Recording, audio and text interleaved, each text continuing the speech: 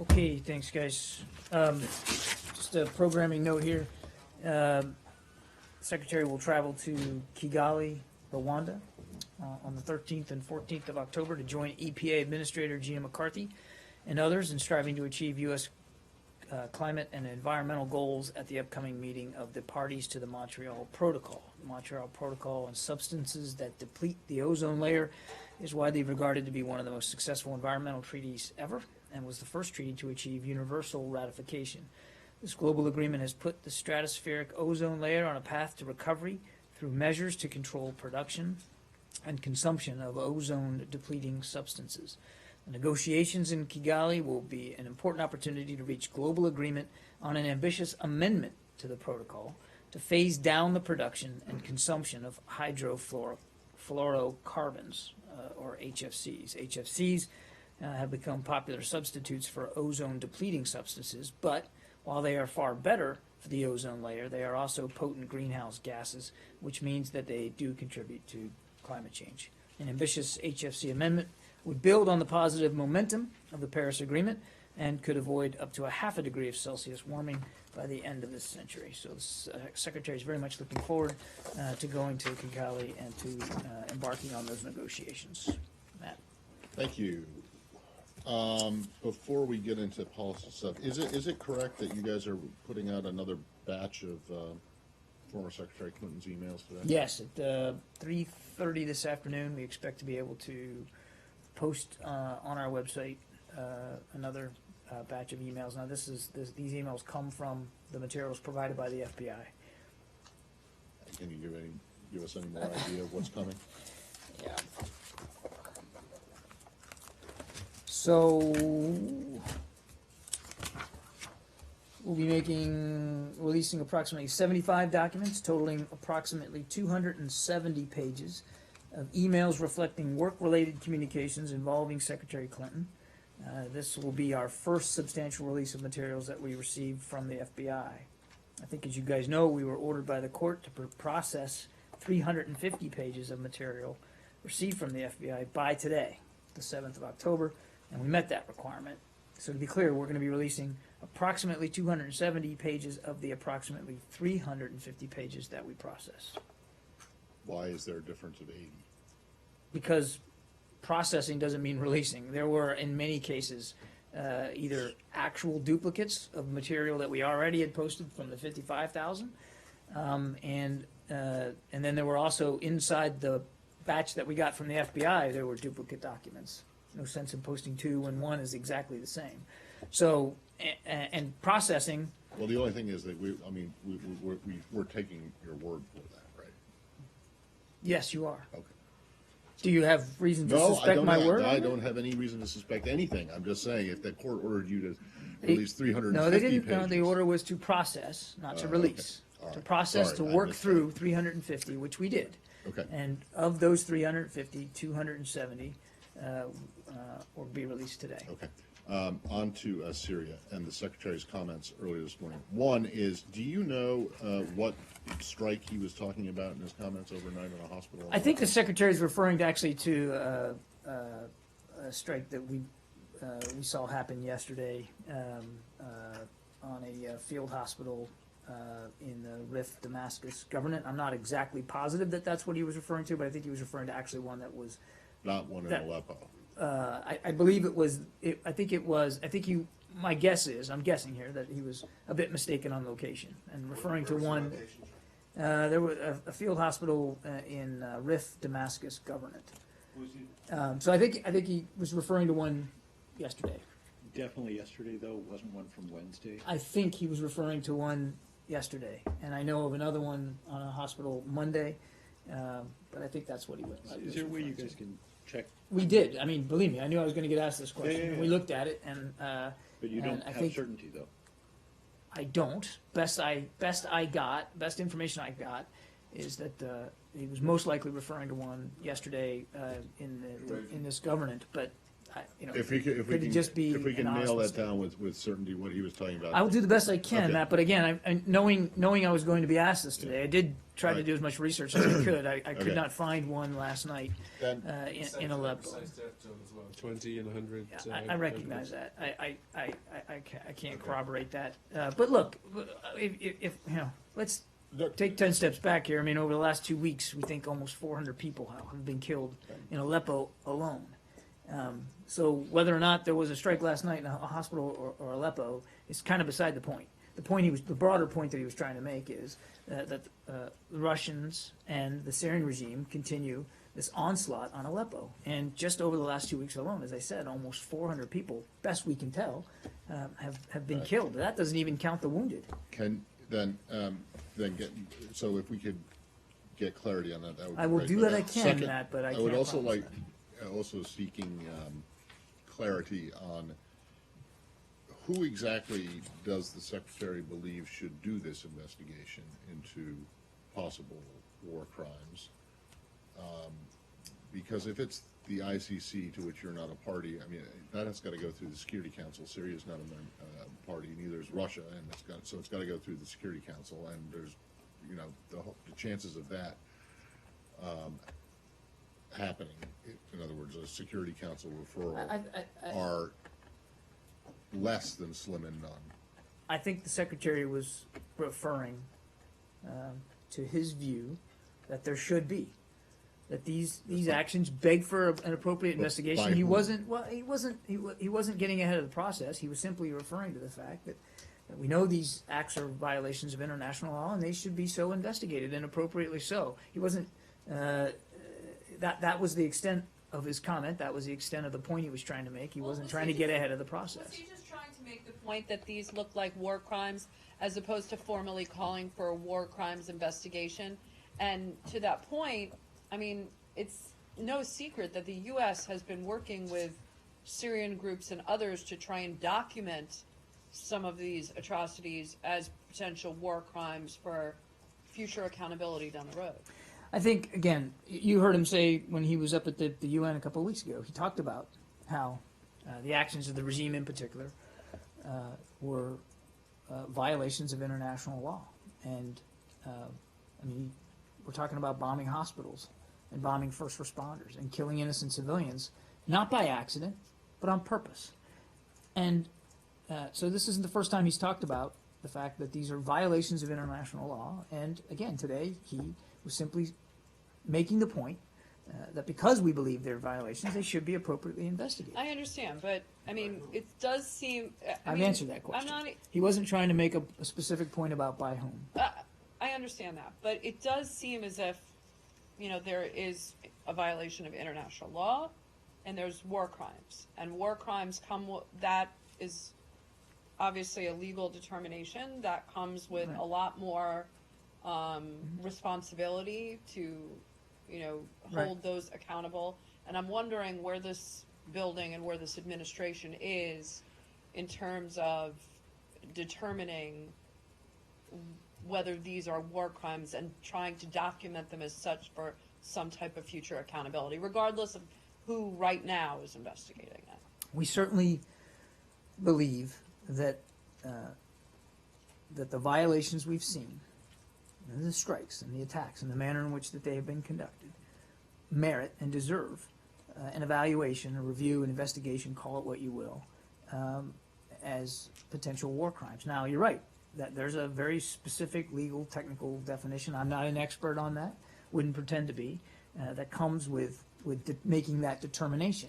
And the Secretary wasn't making that determination today. He was saying that these actions beg an appropriate investigation. Well, but by saying that these accusations beg an investigation on war crimes, again, regardless who does it, that would suggest that he wants to know whether these are war crime or fit the legal definition or not. And again, that would cause a whole, you know, open up a whole other avenue of potential measures, policy decisions, and such. Well, again, I'm not going to get ahead of the process, and I don't think the Secretary was trying to do that either. I think he was giving his honest view that that these violations of international law should be properly investigated for the potential to be determined as war crimes, and we've said this before, that if such a determination is made, people need to be held to So account. is he kind of throwing it out there, like whoever wants to investigate it as war crimes should do so? Or is he saying that He there was needs simply to be saying that he believes these actions beg an appropriate investigation. And is He he wasn't willing making to a determination or offering an Okay. opinion or Well, review is he of willing who to should do it spearhead? or when. Is he willing, as he's done with other I think this is a things, discussion willing that to- he thinks should happen inside the UN and inside the international community. Simply stated, does the U.S. government believe, based on all the information that it has gathered, that Russia has committed war crimes in Syria? I would, again, point you back to what he said at the UN and what he said today, that he said that these strikes are clear violations of international law. That's not what he said today. No, but he said that at the UN, I remember. okay? So I think it's important, though, to go back, this isn't a new idea here, what he said today. And what he said today was, these acts which he has said publicly, have violated international law, ought to be appropriately investigated. But are we ready now to make that call and say, yep, absolutely, no? That's why he wants to see them looked Okay, into. so you're not ready to say that you believe that Russia has committed war crimes? No, and the secretary Syria? didn't allude to that today I either. got it, okay. So, and then second thing, do you think it is fair, based on what he said today, to say that he is calling for an investigation? Not just that this cries out for investigation, but that he's actually calling for one?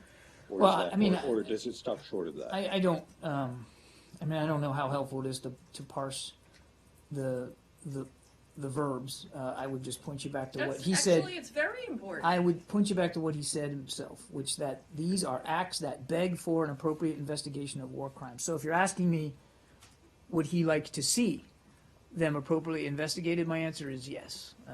And that's right from what he said. And I think John, I'd leave it just at to that. clarify, would he like to see whom do the investigation? He didn't, again, the secretary is not getting ahead of a process here, but he does think that this is a conversation worth having inside the international community. John, is it fair to just regard this then as kind of a rhetorical exercise to kind of increase the pressure on the Russians before the vote at the UN Security Council? And essentially all you're doing is just upping the rhetoric, but you're not actually saying you believe war crimes were committed. You're not actually calling for Well- an investigation of war crimes. You're not actually directly accusing the Russians of war crimes. You're just tossing some words around ahead of a Security Council vote. Is that the way to look at this? No, I wouldn't look at it that way at all. The Secretary of State, he doesn't just toss words around for rhetorical exercises. You have seen his frustration build. You yourself, all of you have seen his frustration build over the last several weeks. You heard what he said at the UN, called it like he saw it, that these were clear violations of international law, and today he said that they beg for an appropriate investigation, and I think he meant every word of what he said. I'm not trying to parse here. I'm not trying to dance around this thing.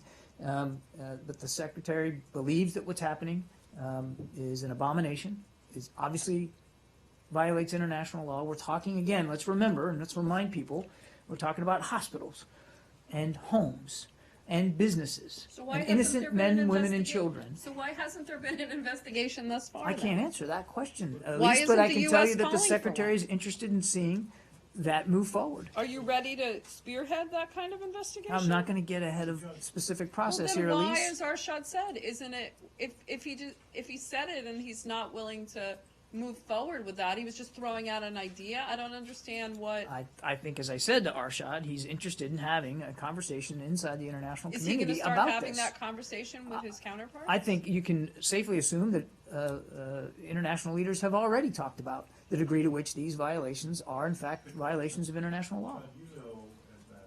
That Syria is not a state party to the Rome Statute, so the court, the ICC does not have jurisdiction automatically. And you also know that the only way, therefore, for it to have jurisdiction is for it to be referred, for the matter to be referred by the Security Council, where Russia, as you finally know, has a veto. So given that, right, given that the one court in the world that's supposed to deal with these kinds of issues, Yeah. right, can't, unless Russia agrees to be investigated, which seems impossible, why shouldn't one regard it all as a rhetorical exercise? Because you know the ICC ain't going to get jurisdiction to look into this. Well, again, Arshad, fair question, but I'm simply not going to get ahead of the legal process here. I'm not educated enough to do that in the first place, and secondly, that wasn't the Secretary's intent today. He was expressing the frustration he has seen, the fact that he does believe an appropriate investigation is warranted. And, you know, that's a discussion that he and other international leaders have to have in terms of process and how that would be done. I take your points about the ICC, and I take your point about the UN Security Council and Russia's veto. I think you can safely assume that the Secretary was aware of both those facts when he talked about this in the General Assembly and when he talked about it today, standing next to Foreign Minister Ayrault. Just a quick one on that. Are you expecting a vote tomorrow, and will he go up for it if there is one? I don't have any travel to New York City to announce on the Secretary's behalf. The point of what he said was to start a conversation inside the international community. I mean, it seems to me there's been conversation going on for the last 5 years. If he feels that strongly about it, why isn't it time to move He beyond was the referring to what's been happening in conversating? the last several weeks in Aleppo specifically, Matt. Well, But look, obviously, But there's been, there's a lot of talk. It's all talk, and then it sounds like this is just more talk. If he feels that strongly, why isn't that talk turning into some kind of action? I'm not, Whatever it it is. very well might, Matt. I mean, I can't, I'm not gonna rule out the fact that it won't lead to some action. Yeah, go ahead. Earlier this week, the High Commissioner for Human Rights at the UN talked about this particular issue and said that Syria and Russia and that the UN should change the rules about how countries are referred to the International Criminal Court, so that countries that wield the veto power can't prevent themselves from being referred to the ICC. Does the Secretary, does the State Department, agree with that position now? I'll have to take the question. I don't know if we have a view on that proposal. Can I just ask on, I think I'm this sorry, is- but why not? I mean, it's very germane to this particular issue that you guys are all frustrated about for the past 2 weeks. Your question implies that we haven't taken a view. I don't know. The reason why I'm not answering your question is because I don't know, and I'm not gonna get up here and wing it for you. Can we So I will find take out? that's what I said. I'll take your question, sir, and we'll get back to you. So So- don't presume by the fact that I'm taking your question that there's no opinion here in the building. It just means that I'm not aware of it. Yeah. I think, some of the confusion today is that Kerry's remarks were seen as a change in stance, that it was seen as a stronger statement that he had issued before, explicitly calling for a war crimes investigation. So I just have two questions. Are you, one, saying that this does not reflect a change in stance, that his comments today do not mark a shift in tone? And also, is it, there's confusion about the fact that he was presumably referring to an event that led him to give this sharper statement. Are you saying you can't identify with certainty what that event was, which attack he was specifically He was referring referring to? specifically, the acts he was referring to were about recent siege But activity this around one where he Aleppo. said 20 dead, 100 wounded, you guys don't know. I don't have specific information on that particular event. I told you before. I tried to research that before coming out here. I don't have any specifics, but that doesn't eliminate the fact that in this week alone, since Monday, we know of at least 2 attacks on hospitals, and that over the last 2 weeks, almost 400 people have been killed. Okay. So he's talking, when he talks about these acts beg for an appropriate investigation, he's not simply talking about the one strike that he detailed for you today. So, And then on the change of tone, I don't see this as a change of tone, and I've been with him now throughout this process. I can point you back to what he said at the UN during the General Assembly. I mean, this is not a new idea, as I said to Arshad, not a new idea for him that these are violations of international law. And we have long said that people should be held to account for these violations. So it's not a big leap at all for him to say that it would beg for an appropriate investigation. Sure, go ahead, Saeed. Proposal. He suggested that the al-Nusra and the militants pull out of Aleppo. Would you support something like this, or would you have a mechanism, or would you suggest a mechanism to do that? Well, we've seen the special envoy's proposal. We understand the frustration behind it. And what I would say is we're going to continue to have a healthy conversation with Stefan de Mistura about the way ahead, about trying to get to a ceasefire, to a cessation of hostilities. And what needs to happen, Saeed, more critically, is that the siege of Aleppo needs to stop. Right. Well, Okay, but let me if just the- follow up with the numbers. Do you have any, on the figures, do you have any actual numbers on the number of militants that are in eastern Aleppo? I can't Because verify- The figures suggest anywhere between 6 to 8,000. Some say there is 1,000 Nusra in eastern Aleppo and so on. How do you determine how I many? can't validate those numbers. I would point you to Mr. DeMastura to do that. We've said this before, that we don't believe that al-Nusra comprises anywhere near a majority of the fighters in Aleppo, but I couldn't give you an exact figure. But I if can't they- verify My those last question numbers. on this, my last question on this, is that the suggestion by the Syrian government that if the militants surrender, give up, they have amnesty. Do you have any comment on that? I mean, I'm sorry? The Syrian government suggested that if the militants surrender and give up their arms, they will be given amnesty. Do you? I think You would anybody do- that would is that take at something face that would have value, merit? I think anybody that would take at face value anything coming out of the regime They're the would ones be that are foolish, fighting them on the ground. given what this regime has proven capable of doing. Yeah, but then- And I don't see the continued bombing and siege of Aleppo isn't going to reduce the fervor with which many in the opposition are fighting.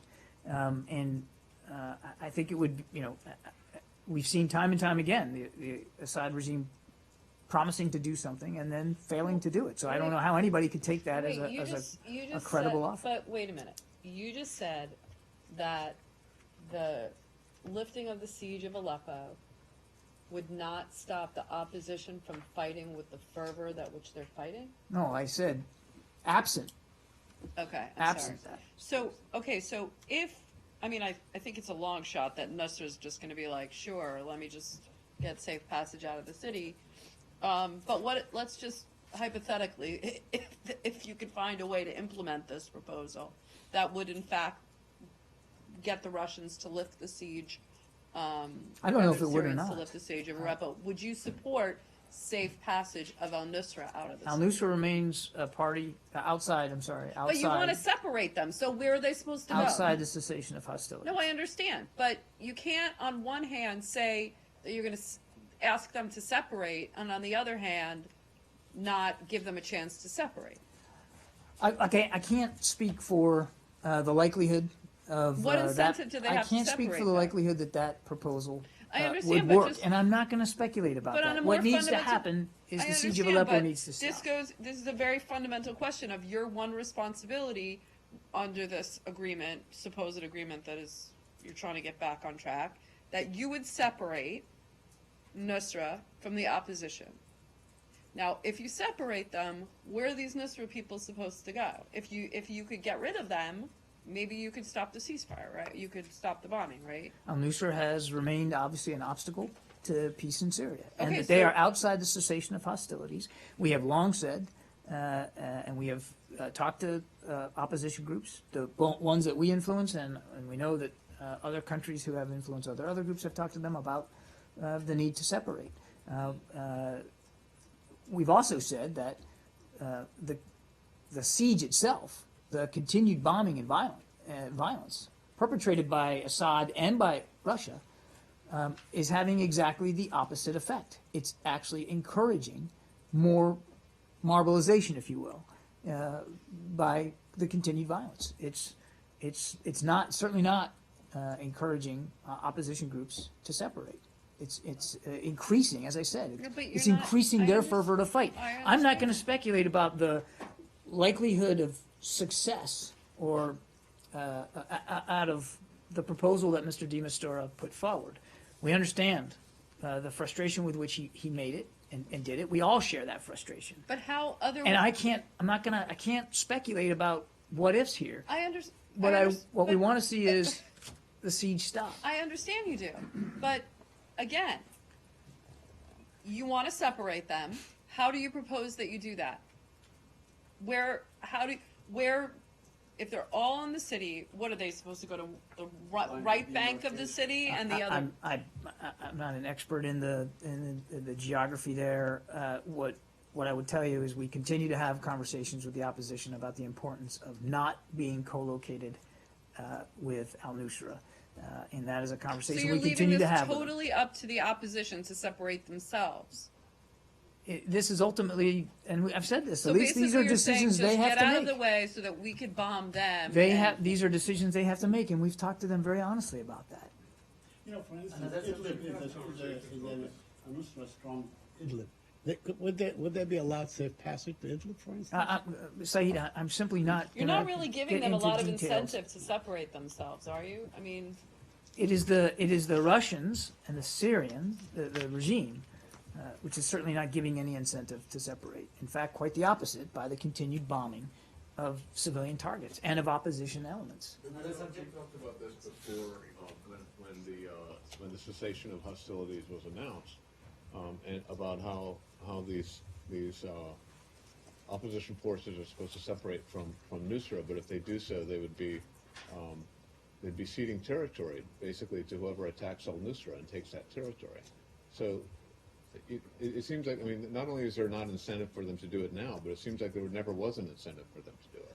I think you'd have to talk to each group about their what they consider their No, incentives. I'm talking to you because you guys came up, the Americans came up with this I plan. recognize that you're talking to me, and what I've been saying and have said many, many times is that we have made the case to the opposition that being co-located with Nusra, since Nusra is outside the cessation of hostilities, is a dangerous endeavor. But these are choices they have to make. We also understand they're not monoliths, even not just in an aggregate, but amongst themselves. And many of them have more radical views than others. Many of them make pragmatic decisions on their own about where they're going to physically be located. Those are decisions that they have to make as groups, and some of those individuals have to make as individuals. It doesn't change the fact that we think it is important for them to separate themselves from al-Nusra, since al-Nusra remains outside the cessation of hostilities. A cessation of hostilities, by the way, which we don't have right now, because the regime in Russia continues to bomb in Aleppo. The point, you keep saying that, outside the cessation of hostilities, but that animal is dead. It's extinct. I just said that. Yeah, I know. So what's the point then? Well, we obviously want to get back to it. What I said was, obviously it's not enforced now, but that doesn't violate the principle with which it was established back in February, and the fact that we want to get back to it, Matt. When was it ever enforced?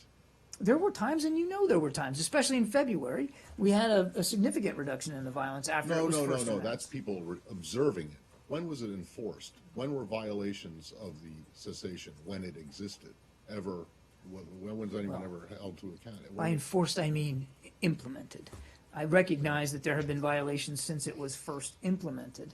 And up until recently, we had a task force bilaterally with the Russians to examine and to monitor violations. There hasn't been any more contact between the Secretary and former Mr. I don't have any additional contact to read out.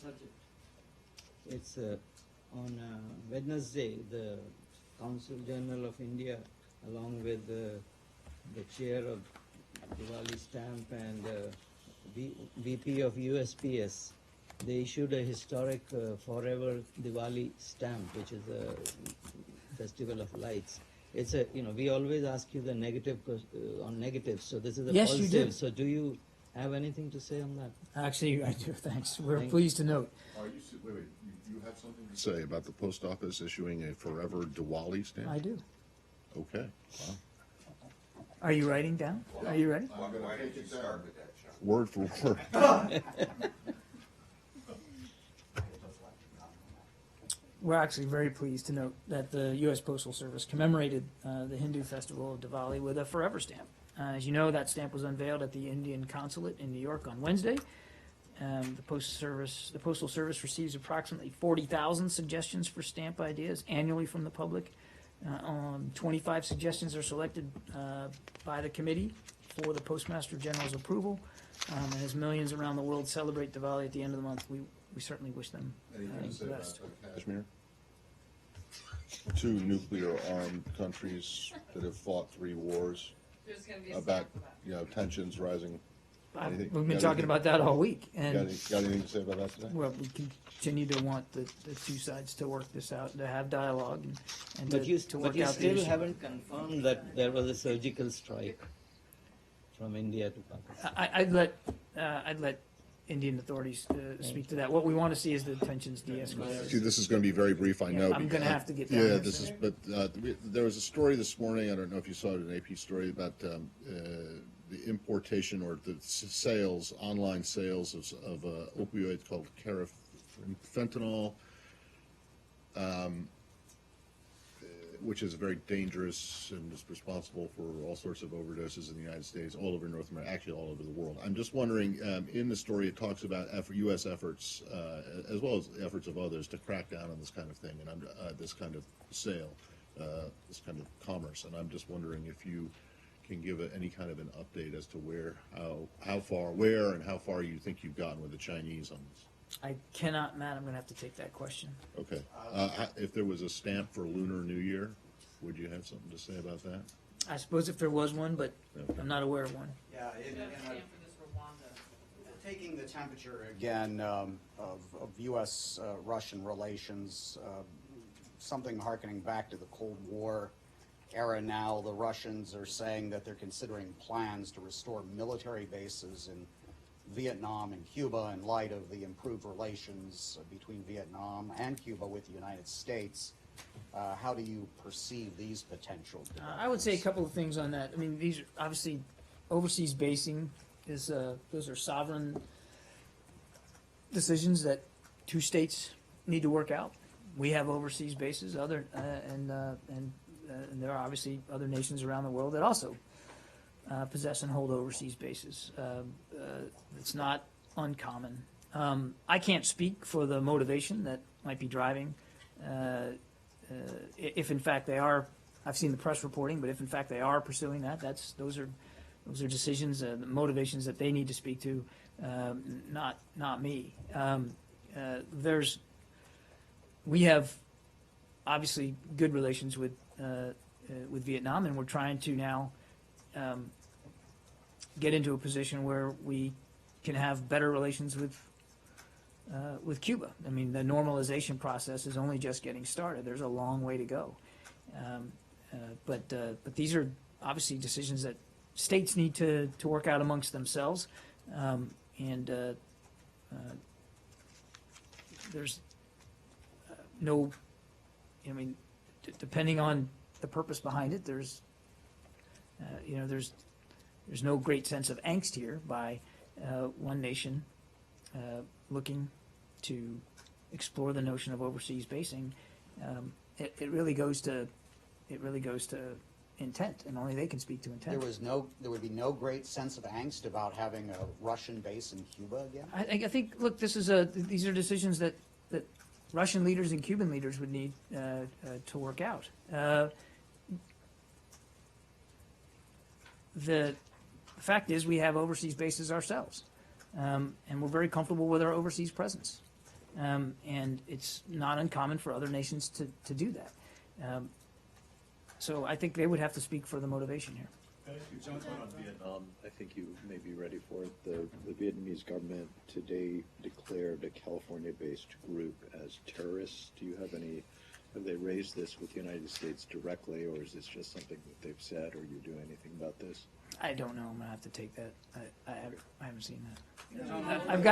I've really got to go. Would you comment on the Nobel Prize? On the what? On the fact that the Colombian president received the Nobel Prize. Would you comment on that? Well, the secretary put a statement out. I understand. I'd but point you to that. I mean, on obviously, the we fact that congratulate. there were two parties to this, to this concluded peace deal, but they gave it to the president and not to the rebels. Have any comment on That's a that? decision that the Nobel Committee makes, Saeed. Obviously, we congratulate President Santos for his selection. Yeah, go ahead. So, a spokesperson from North Korea hinted at a further provocative action and said that the U.S. will face a gruesome reality in the near future. We're wondering if you had any reaction to this statement and how you see North Korea's recent activities. The same way we have seen North Korean provocative activities, which we continue to condemn and to call for them to take the tension down on the peninsula, not add to it through rhetoric and through action. We obviously take their words seriously because they have proven willing to conduct provocative activity in the past. That's why we continue to work with the international community on the potential for even stiffer sanctions going forward inside the UN. And so there's been reports of some increased activity at a North Korean launch site, and there's a possibility that a nuclear test or missile launch may happen tomorrow or the day after. Has the U.S. seen any signs of this, and is the U.S. preparing for this possibility? I mean, we've certainly seen reports about that, but as you know, I don't talk about intelligence matters It here. is the 10th anniversary, I think, of the North Korean nuclear program, isn't it? So is there an extra concern? Is this a period that you're watching? I think we're very always closely? concerned about the potential for Is their this a heightened provocative. period? We're always concerned about the potential for their provocative activity, and we've seen reports on this. I'm just not in a position to confirm intelligence here from the podium. I do want to go back. One thing that you were asking me about the Russian basing. When I say no particular angst, it's at this point in time with just a statement in the press like that, obviously. But what I would add to my answer to you is it's too soon to know whether there needs to be alarm or concern about this, given that it was something that they just put out in the media. So I want to clarify my answer to you. I don't want to make it sound dismissive, but it's just too soon to know based on the information that we have, which isn't much, about their intentions. But it really does come down to the intentions of the overseas basing. On the Philippines that was going to be asked before you go. I'll take this. Will have to be the last one. Go ahead. On the latest comments, particularly from the defense minister and the talk of suspending joint exercises. I know we talked about, like yesterday, we were talking about the relations are still strong, but this seems to be like the first tangible break. And so if you had a reaction to that, are you communicating with the Philippines at all about this? I saw those comments, and we checked with our colleagues at the Defense Department. They're not aware of any official notification of the curtailment of these activities. Here at the State Department, we are likewise not aware of any official notification of the curtailment. So, as I said yesterday, and as I said I think every day that we've talked about this since, that we're focused on the very real, very significant security commitments we have through our alliance with the Philippines. And we think comments like this, whether they are or will be backed up by actual action or not, are really at odds with the closeness of the relationships that we have with the people of the Philippines, and which we fully intend to continue. Guys, I've got to go. I got to go. Thank you. Thanks.